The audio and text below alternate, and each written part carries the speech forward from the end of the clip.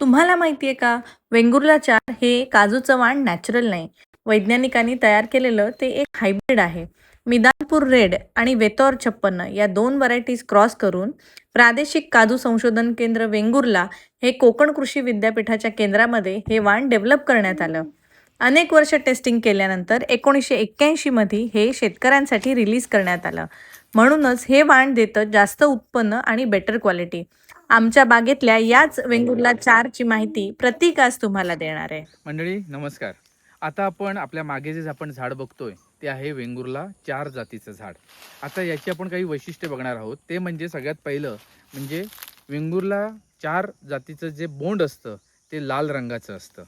त्यानंतर याचं जे पान असतं ते गोल असतं. हा तुम्ही शेप बघू शका की गोल असतं आणि आपल्या गावठी काजूचं जे पान असतं ते असं लांबसर असतं.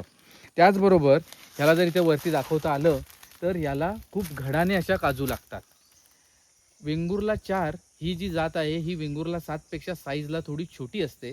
त्याच्यामुळे एका किलोमध्ये 140 ते 50 बिया मावतात. अशा पद्धतीने खूप छान पद्धतीने हे झाड लागतं. आणि जर तुमची उगानिगा व्यवस्थित असेल, जर त्याची काळजी व्यवस्थित घेतलेली असेल, फवारण्या वेळच्या वेळी केलेल्या असतील, तर आम्ही एकदा 60-60 बियासुद्धा ह्याच्या झाडाला मोजलेल्या आहेत. परंतु झाडाचं जे काही वयोमान आहे, जशी आपली जपणूक असते त्याच्या हिशोबाने ह्या ज्या घड जे आहेत त्या घडाला लागणाऱ्या बियांची संख्या ही कमी जास्त होत असते. पण हे अतिशय छान असं पीक देतं. आणि आता जर तुम्ही बघाल तर वेंगुर्ला 4 आणि 7 या काजूचा रेट 160 पासून पुढे आहे, 165 167 पर्यंत चालू आहे. तो अतिशय छान पद्धतीचं उत्पादन तुम्हाला वेंगुर्ला 4 या काजूद्वारे सुद्धा घेता येतं.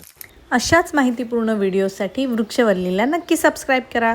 थँक्यू. Happy gardening.